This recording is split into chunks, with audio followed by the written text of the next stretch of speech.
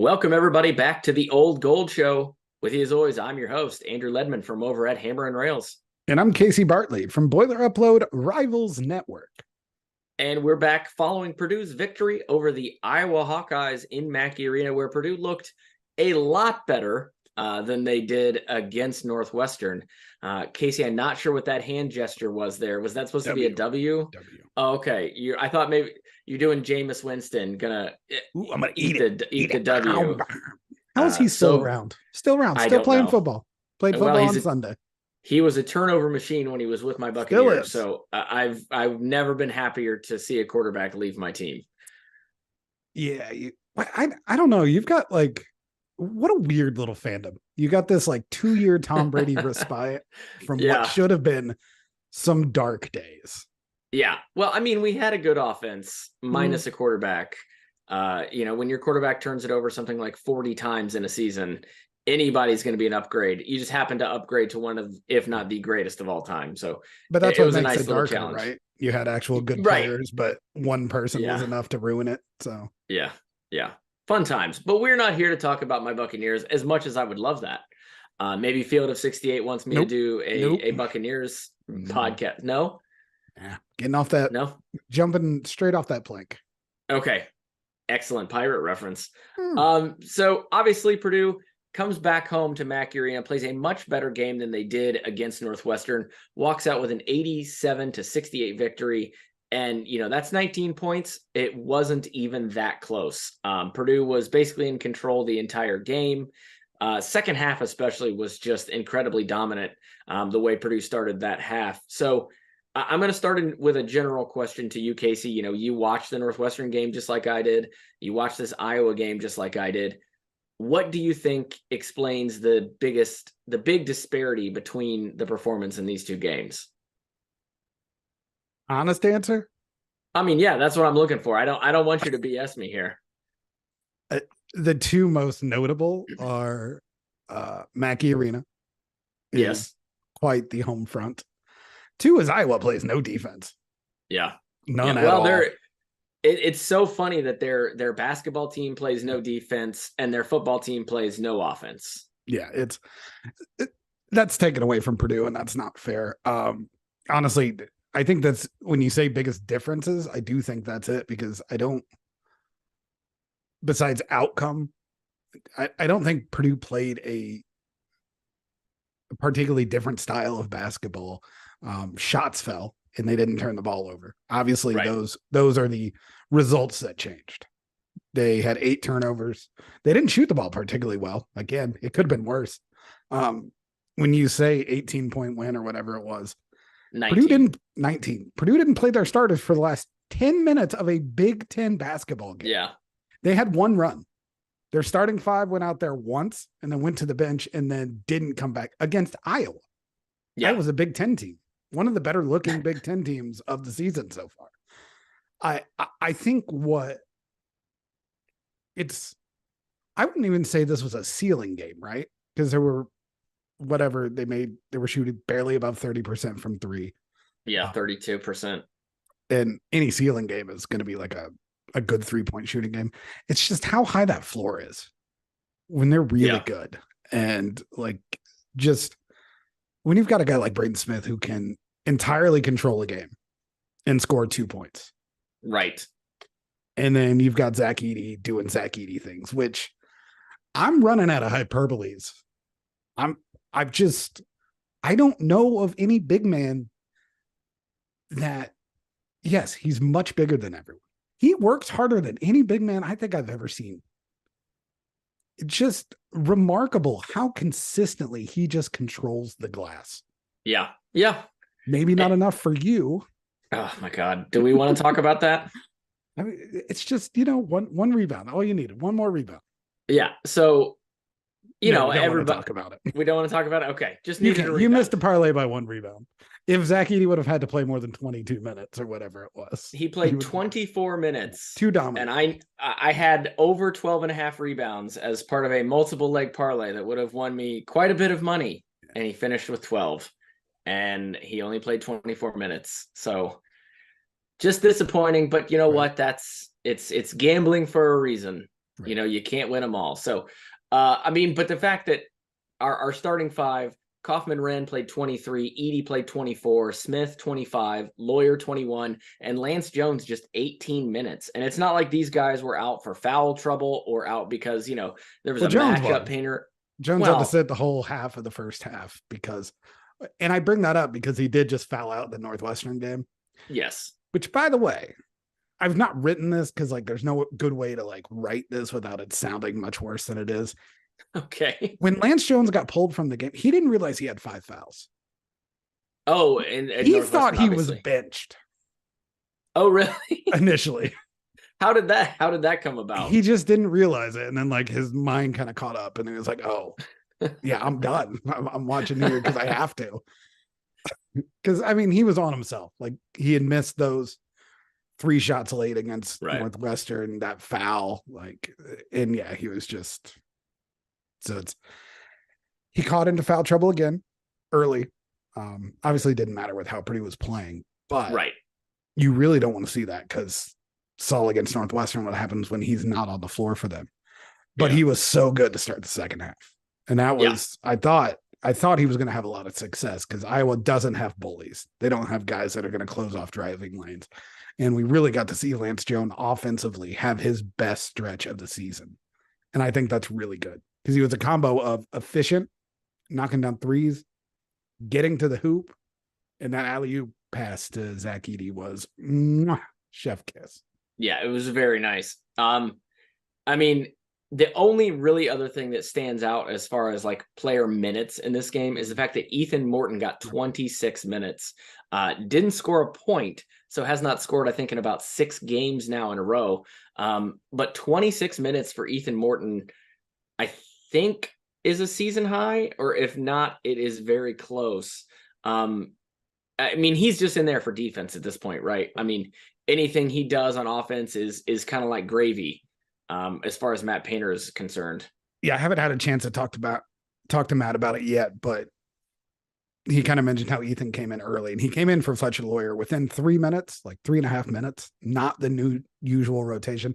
I don't think Painter was pleased with Lawyer's defense. He gave up a layup, wasn't really getting after it on that end. And I think message was kind of sent that Northwestern game just happened. We need to be all up on it on the defensive side. So Morton gets the call early, not Camden Heide. Thought that was interesting because Camden's been coming off the bench first. So Morton gets the minutes. And I think there is a conversation there because obviously he didn't make the 2 jumpers. I think he had a couple other ones that didn't go down. But what he's doing is he's being left alone. He's always going to be left alone at this point. But he's not sitting there. So if he gets the ball, he is making a choice. It's either shoot right away or he is driving into the paint. So if nothing else, it is eating up that space and making the defense make decisions, keeping things moving. And that's how he had 5 assists. Right. Yeah. The 5 assists is huge for a guy like Morton, who we never really expect him to be your main scorer or even a huge threat. Right. But to be able to be involved on the offensive end is what we need from him. Yeah, and if you look at this roster, the one thing that might be a little on the low side is playmaking, because you've got a lot of guys who are really good at what they do, but need to be set up in a little ways. Most of the big men are like that. Lance Jones isn't a natural playmaker. Lawyer's probably the other guy that's a really good passer, and he's still looking to get his shots a lot. But it really is Braden Smith orchestrating a whole lot of this offense. Yeah. So if Morton can take a little bit of that off his plate or in the minutes when Smith is off, definitely huge. You really need a guy to set up all those bigs. Trey, I thought everyone played well big, and I think Morton was a good reason for that. Trey played well. Mason played well before going out with a little injury. First played well. Edey, obviously, every time plays well. It's all he does. It's absurd. What can you think of the last time Edey had a bad game? There are games where you look at his stat line, he didn't shoot particularly well, but even in those games, he still impacts the game in so many other ways. You know, he may only go, 5 of 12 or something from the floor, but he's still scoring 20 those games. Yeah, because he's going to the line 12 times. He's getting double-digit rebounds almost every game. So as far as looking at a bad game that he's had, I can't remember one in recent memory. No. It's getting the point. I mean, like point totals this year, 25, 35, 15, because he played like 21 minutes, 28, 23, 25, 28, 18, 16. Going back to last year, Iowa in a win, he had 14. That was one of his lowest totals. 12 against Minnesota in a blowout. 12 against Nebraska in a blowout. Like, unless he's off the floor because Purdue's up 30, it's a 20-point night and double-digit rebounds. Like, it's becoming historic. Oh yeah, yeah. I mean, they showed the on the screen last night during the Purdue game. They showed a few of like the people he has to pass up next on the all-time point totals, and you realize he's getting in very, very rarefied air. And he's likely going to be a 2,000-point scorer here, just beyond the new year. I mean, he's getting that close. He is one of those players that is just a generational talent. Purdue will likely not see a player like him, maybe in my lifetime. Again, it's easy for people who don't see him play every day, or who see him only, when their Big Ten team or their non-conference opponent comes into town, and make that outrageously stupid argument that, oh, he's just tall, and, he gets babied by the officials and he only makes his points at the free throw line. It's really easy to just throw those out. But then, like you said at the beginning, I mean, he works so hard down there. He's getting the hell beat out of him every single game. Yes, he gets a lot of fouls called against him, but if they called every foul that is committed against him, no one on the opposing team would be able to be in the game, because they would all foul out. And Matt Painter talks about that in the post games from time to time. He's like, we just want them to call it the same. We want everybody to have the same rules. We don't want, a rule for Trey Kaufman-Renn versus a rule for Edey, or a rule for the Iowa big or the Northwestern big and a rule for Edey. And that, like it or not, there really does seem to be two different set of rules for how they're officiated. He's just so big and he's hard to move, and they're not going to call it unless someone's really impacting him. And that's unfortunate. But I mean, he's just looked incredible. But we've seen that before. Isaac Haas, no one knew how to officiate him. He didn't dominate like this. No. Those calls, those not calls, they could take him out of the game. You can't take Zach Edey out of the game. There's nothing you can do. You cannot stop him. You cannot slow him down. You cannot keep him from having an effect on every inch of the floor. And that's not what big dudes normally do. Even the dominant ones, like, and it's funny because generally the way big dudes work is they get a 5-star when they're 14, because they're 7 foot tall. Right. They're bigger than everybody else. And like, they've just been put on a pedestal, like Painter said earlier in the season, but not Zach Edey. I mean, he wasn't playing basketball at 14. Like, it's wild. And then go ahead. It was just so funny because you pointed me to part of Painter's press conference where he's talking about the fact that they're going to be playing in Toronto. Was this you who asked the question? No. Oh, okay. I couldn't tell. I couldn't remember if it was you or somebody else. Asked what it would mean for, Zach Edey to go and play this game in Toronto. That's where he's from. He's from Canada. And Painter just kind of started the question with, well, he didn't play a lot of basketball when he was in Toronto.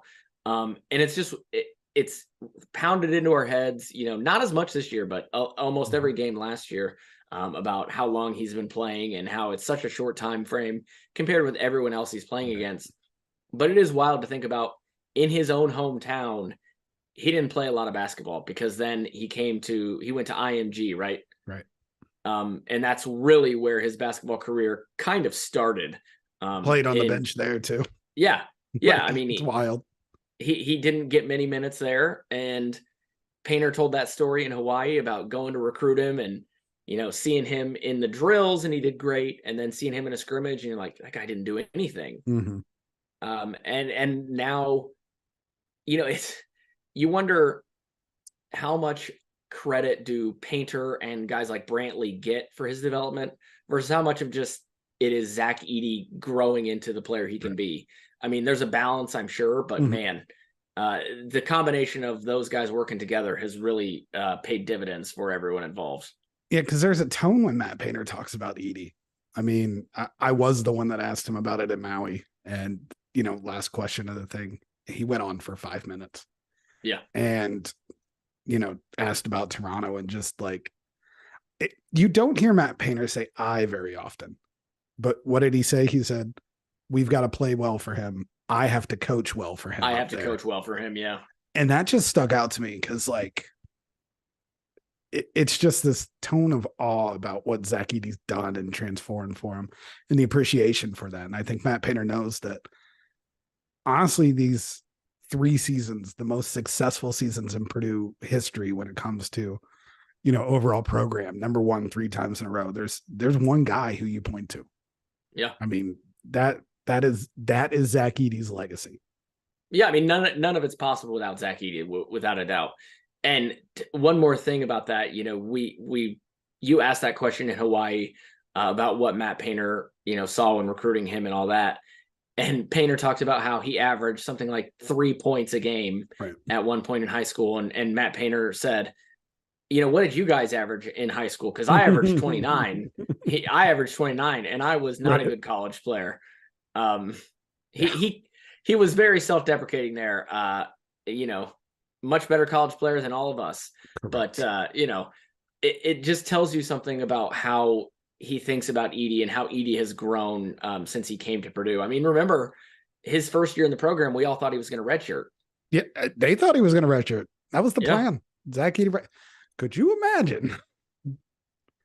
I mean, he already gets to play if he wanted another year. Yeah.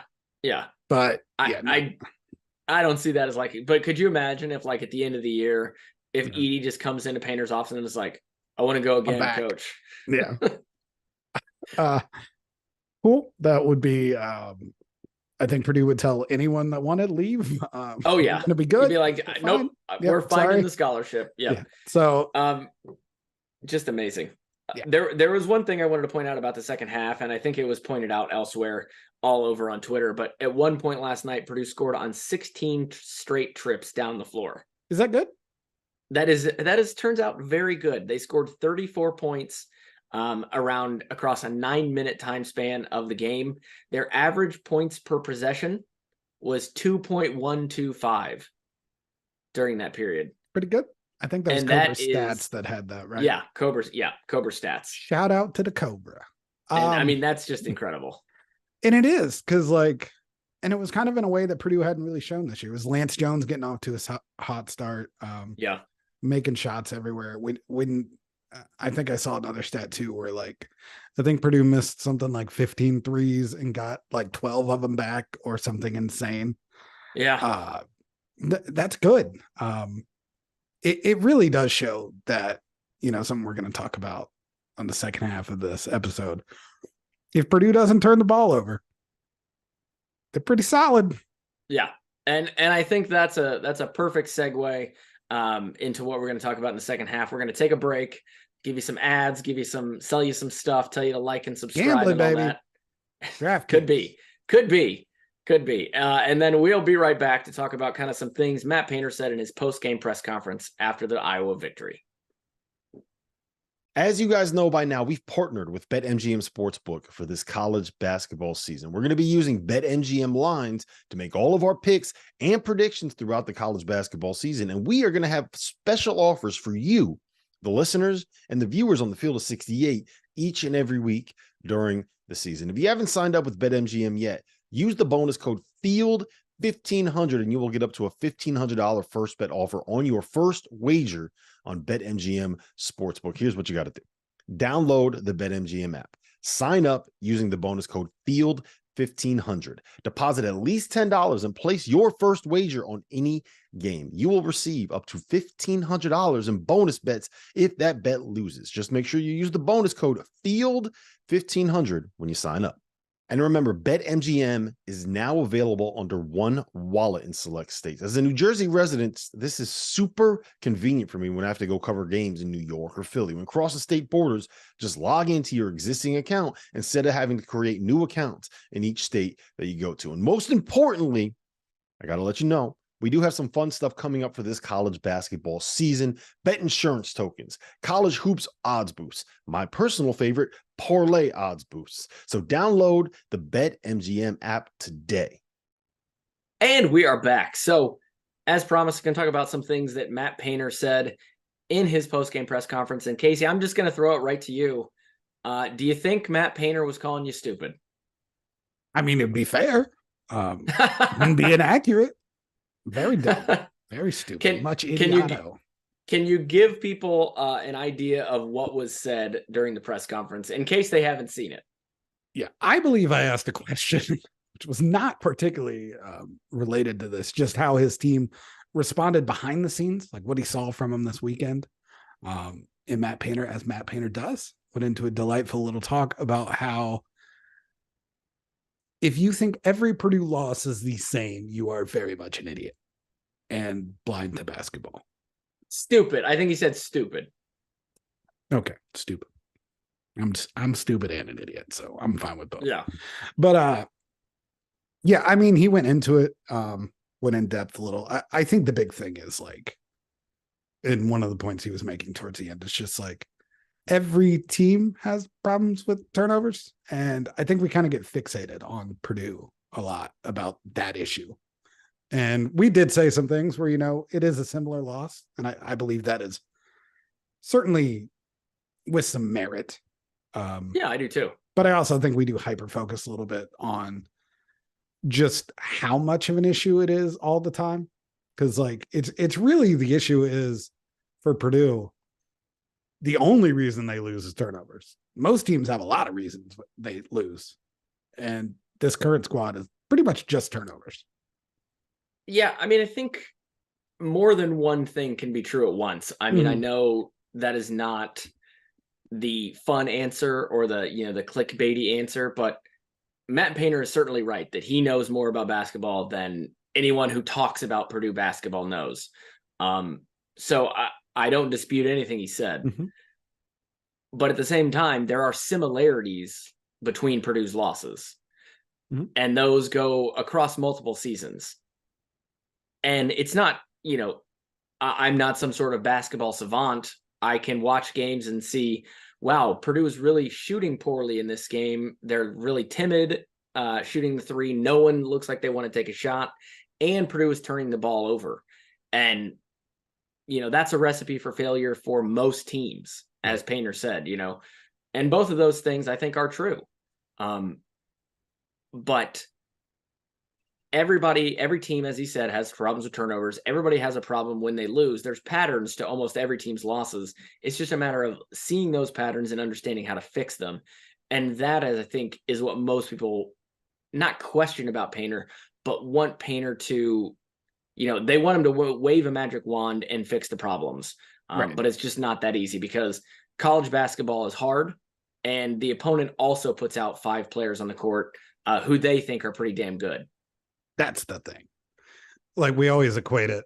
I think the one thing Purdue fans do particularly annoying is, and not just Purdue fans, but pretend like it's only Purdue out there. Yeah. I think Painter takes exception to that a little bit too. And it's fair because like the other team is trying to do things. They're trying to make it very difficult. They're trying to force turnovers. Sometimes they're good at it. Sometimes they're really good at it. And I think that does just, it can't always be all just your fault or all your praise. But yeah, Purdue's in a weird space. Like it's not going to get better until something happens in March. And that's kind of just like, you kind of have to make a peace with it, right? Like as a fan, as a player, as a coach, as online yellers. I mean, peace isn't in their name. Online yellers. But hold on, before you go further, when you say it's not going to get better until something changes in March, do you mean the like discourse. the perception? Oh, the discourse will not get better. Because yes. It's I don't have a comeback. You don't have a comeback. No. Matt Painter has a logical comeback. It falls flat on its face when you go Fairleigh Dickinson. You're just because it does. Like, it's like, yeah, okay. And they know it. I mean, that was part of the hoorah during the summer is you got to sit in it. And that's sitting in it. I'm sure it gets annoying every loss that it just keeps bringing up like, wow, you lost 3 times this year. How are you so horrible? Like, right. It's an annoying, it's an annoying discourse because it's not really built on anything. It's hard to like, why did it happen? Because like there's no logic behind it, and the whole thing is just like process over results, and that sounds great. I agree with it, but then you're just like, how did this result happen though?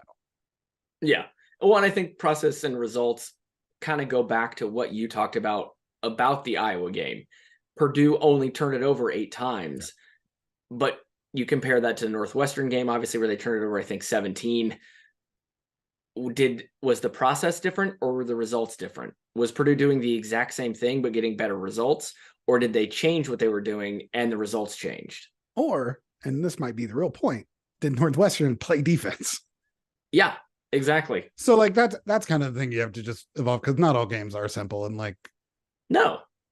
Sometimes things just happen and other teams get in the way in certain places. And that's why this is Purdue basketball coverage is a little weird, because you just like, you can't not name the elephant in the room, even though you want to move past it. Yeah. I mean, I've been a Purdue fan my entire life. You know, my dad went to Purdue, and that's how I became a Purdue fan. And I've been going to Purdue basketball games since Glenn Robinson was on the team. And you're old. I know. And the perception has always been the same, right? The entire time. Purdue nearly lost as a 1 seed back in the 90s to, I believe it was Western Carolina. And you know, it's the perception has been the same since then, and it's been justified to a degree because Purdue hasn't been to the Final Four since 1980. And they've had a lot of great teams in those years, but none of them have been able to break through. Right. And there's no connection between the teams of the 90s and the teams of today. I mean, completely different playing. Yeah, exactly. I guess that is true. Half the team from the 1994 team has a child on this roster. But I mean, does that math check out? No. Okay. I mean, the years, right? No. I mean, Konzo has a kid who's on this team. Waddell. Waddell. So I mean, it's not too far off. But like I said, the style of play is different. The players are different. The coach is different. He may be a disciple of the former coach, but the results have ended up the same regardless of the number of changes. And Purdue has become known as a squad that can win the Big Ten. They're November champions every year, but can't get it done in March. And I believe that's going to change. But I can, believe that until my face turns blue, and, nothing's going to happen until it happens. Yeah, it's tough. Because if this were college football, Purdue would be in the Final Four. We would just talk about it. We would just vote for it. But unless, we lost at an inopportune time, or else if we went undefeated and then Lance Jones got injured, or Zach Edey, hurt his wrist. I regret bringing it up because I have not seen a sports decision. The decision to give a group of 13 some randos to decide who played for a title, first of all, was dumb. Yes. And now we get to reap that one last final time. Yeah. Yeah. Because I have to root for Michigan now. I don't think you have to. Don't you? What's more evil, sign stealing or just spitting in the entire fit? They're both kind of spitting in the entire face. Yeah. I mean, they're both awful. They're both awful, but I guess I will root. Go Washington. I guess I'll root for Michigan I've got a family connection to Michigan, so I'll root for them, I guess. Shout out Juan. No, I don't consider Juan my family connection, but sure. Wow, shots fired. Yeah, well, I don't think he's a listener, so we'll see. We'll see if I get a message. We'll see if I get a message about it. But spicy. Anything else about this Painter press conference you want to mention, or anything else you've seen between the Northwestern game and Iowa game that you think is worth noting before we head out for the night?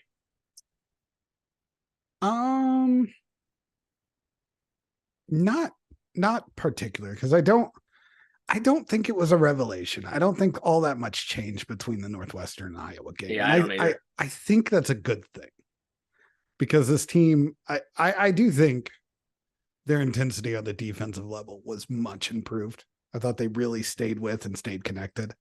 And if they do that, they just have to ratchet up intensity like 10% on the defensive end. And I think a lot of those issues that happened in Northwestern goes away. Yeah, I mean, and if they do, as you said, they've already raised the floor of where this team is going to go. Now they just have to reach that ceiling. And the ceiling is the roof, as Casey raises the roof on us. So I think that's going to do it for us tonight. Thanks, everybody, for listening. Like, rate, review, subscribe, do all the things, click all the buttons. We'll see you next time.